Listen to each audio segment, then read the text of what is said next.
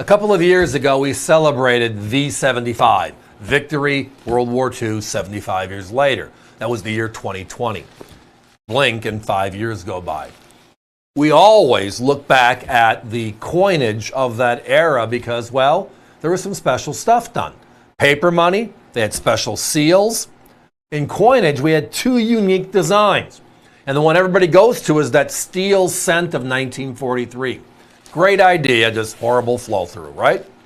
But the one series that lasted the entirety of World War II was the only time in U.S. history, not a time, the only time, silver nickels. They're known as the war nickels, 42 to 45. And tonight we have the collection and a little bonus on top of it all.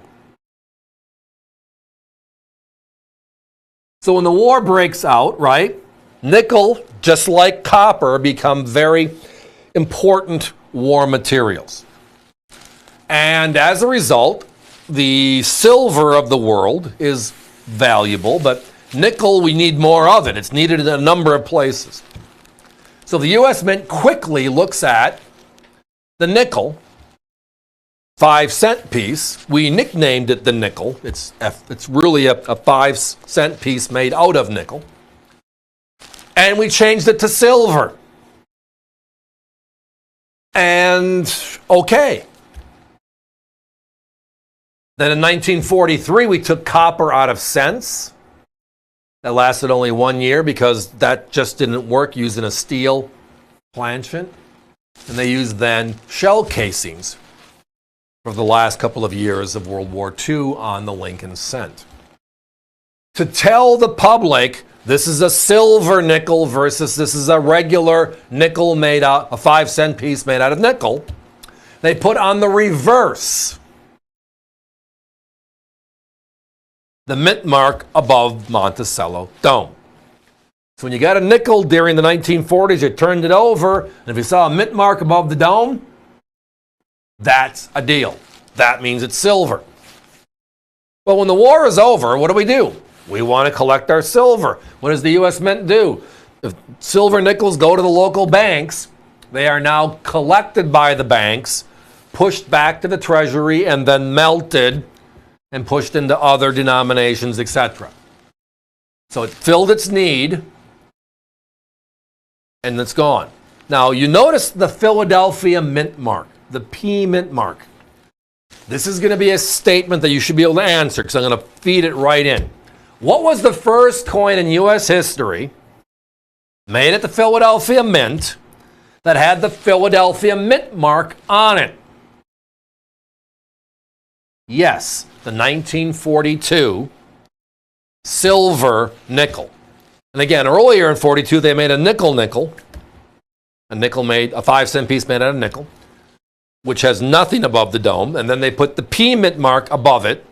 And they just continued it through the rest of the series. So if you want a silver nickel, you turn it over and the mint mark is in a unique place. Now the bonus, we added a bonus, just something special, because everybody looks at the World War II era, and we've added in an uncirculated steel cent. It'll be a random mint mark, but it's a steel cent. There's nothing cooler than what they call just look at the steel Wheatie. The reverse is just outright special.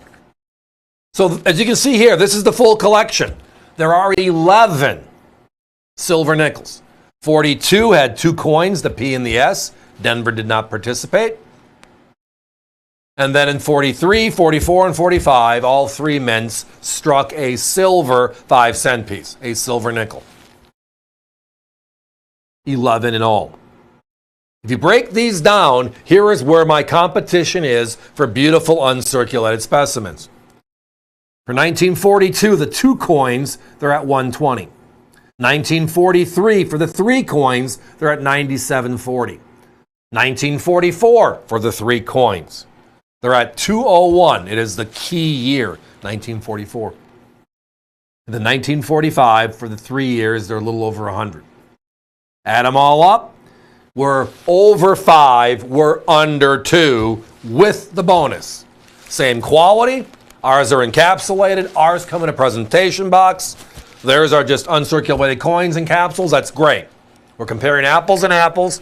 The packaging is just a bonus. And we are not, they're at $199 and we're at $189. Which, by the way, is still saving $10, and nothing ever wrong with that, is there? But tonight, they're not at $289. They're not at $389. They're over $500 for the same 11 silver war nickels in uncirculated condition. Again, going back to the beginning of this conversation, it is one of my true favorites. Because in history, we make changes. And there's been hiccup years, right, where we have two designs the same year. In 1938, the first year of a Jefferson nickel, we also had the last year of the Buffalo. There's a 38D Buffalo and a 38 PD and S Jefferson. 1909, we had an Indian head cent and a Lincoln cent. It's not uncommon where we've doubled up and changed designs mid-year. That's a cool part of collecting. But there's only one time in U.S. history we chose to make our coin, the nickel, a 5-cent piece made out of nickel, which started in 1866, right after the Civil War, and make it silver again. And that is this collection right here. Guys, give me a 30-second clock.